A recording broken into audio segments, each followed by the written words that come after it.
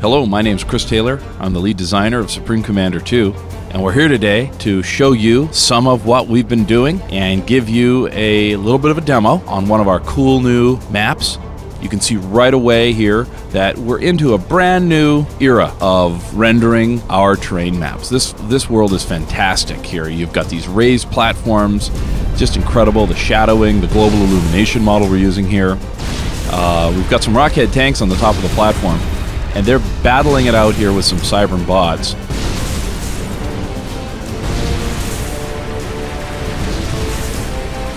And as this battle takes place, you can see that we're able to move the camera anywhere in 3 space here, and then full strategic zoom is here as well, where we can zoom in and pull out, really position the camera anywhere we want to see the battle. Now, we were getting our butt kicked a little bit there, so we're going to zoom in here and show you the NOAA unit cannon. This is one of our experimentals.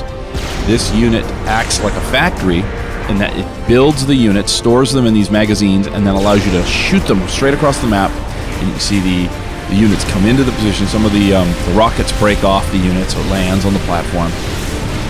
And now they can go in there and help us out, because those Cybern bots were a little too tough for those rockheads.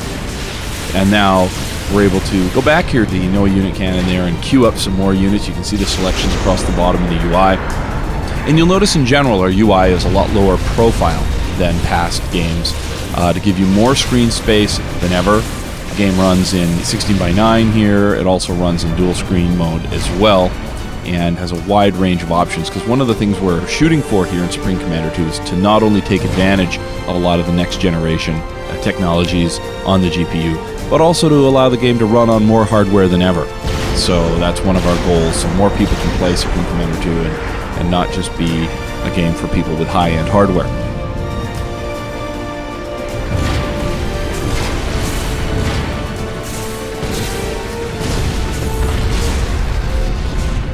Alright, so we're going to pull back here. You see we're getting hit with some long-range artillery, so we're going to zoom in here. You can see it blasting away.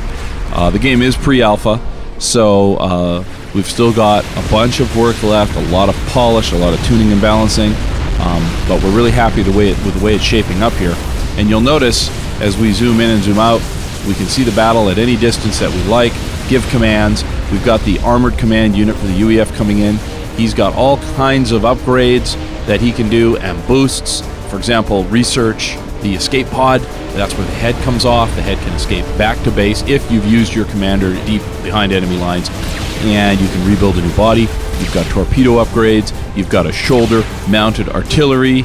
You've just got all kinds of neat little toys you can add to your commander, as well as jump jets for making jumps across these incredible chasms like you see here on the map, where you really do need to get across the space and you can't walk or swim there.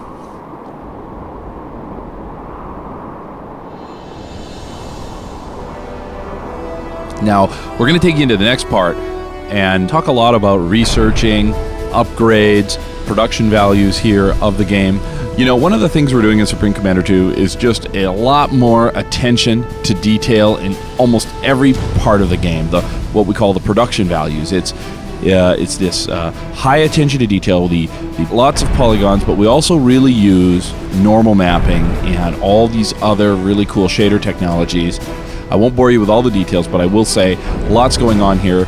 The unit casts a shadow obviously on the ground, but it casts a shadow on itself, and things like the mountains there actually cast across the terrain as well, just to create a world that's alive. You can see the UEF Air Factory here producing a gunship. You notice that point defense folding up, lots of articulation, lots of details. Just really fun, makes the world really come alive.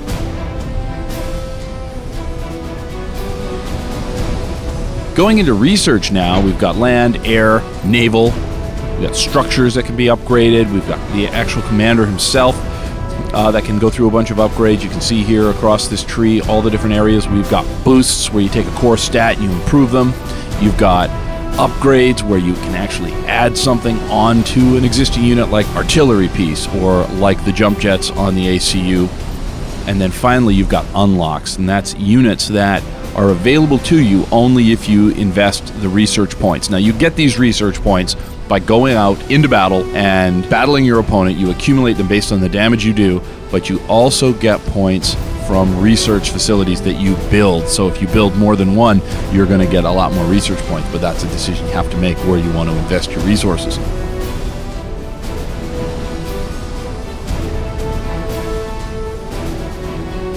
Now we see here a rockhead tank.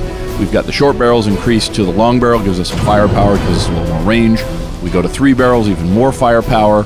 And if you want to upgrade to the surface-to-air missile package so you can take on those aircraft, and we're going to give you a little demo here and show you how these rockhead tanks, where they were beat badly before, we're going to show you now how they can take on some of those air opponents and do much, much better when you make those choices to upgrade them.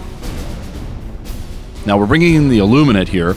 The Illuminate, all-new faction, that's an outgrowth of the Aeon Illuminate combined with the Seraphim, and you can see the style of the design is very unique, a lot more fun to look at. One of our goals is so you can really tell what a unit does by looking at it, and not have that moment where you're like, is that artillery or is that a tank? So it really helps. You can see them battling it all out here, full-on simulation. We love our over-the-top battles at gas-powered games, and we like to really take things as far as we can visually. You can see here it's all taking place in 3D space. Some games run a dice roll system. We run a full-on simulation. These missiles have to connect, and in doing so, we don't really know what the outcome is until the missile hits. In case that aircraft were to dodge or be destroyed by another missile, have that missile fly right through that wreckage. So I mean, it really is a full-on simulation, all happening in 3D space. You can move the camera around, take a look at it from any angle. Just trying to really enjoy these over-the-top effects here. Although, again, like I said, this is pre-alpha, so there's a lot of work left to do, and we'll take this even further to really polish the remaining special effects. And, of course, we've got tuning and balancing to do as we hit the home stretch here in the game. But the last thing I want to talk about for this section is how you can just quickly grab these rockhead tanks, and you'll watch how they form up. It's very dynamic. This is great for when you're in battle. The units aren't penalized speed-wise. They can just melt into position. It's just really great, and a huge improvement on our formation systems of the past.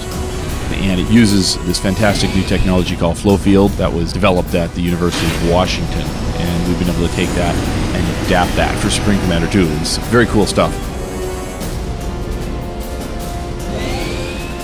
Alright, now that we've finished that, we're going to take the remaining UEF units here. We're going to drag select some of these here and move them out and get them ready at the end of this platform at the far left here. And ready for the final Cybran invasion, where we're going to push the number of units a lot higher and show a big invasion force from these Cybran bots. Another great example of our advanced pathfinding. We have the Megalith 2 here that was making a push and just got taken out.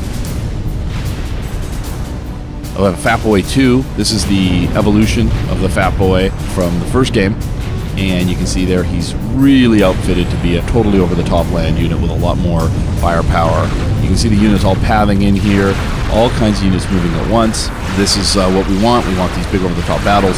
You can see the AC-1000, inspired by the AC-130 gunship. These cannons firing off the side like crazy, and we have a big mix-it-up battle here.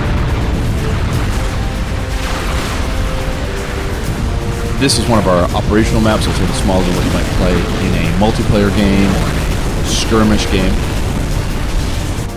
We see here we've got the Urkanau experimental units, land assault units, combined with the Universal Colossus, just one of our major experimental units.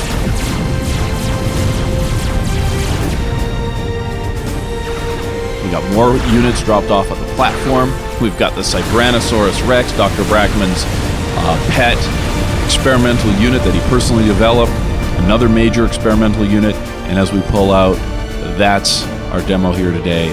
Thank you so much. I'll see you all real soon. Thank you.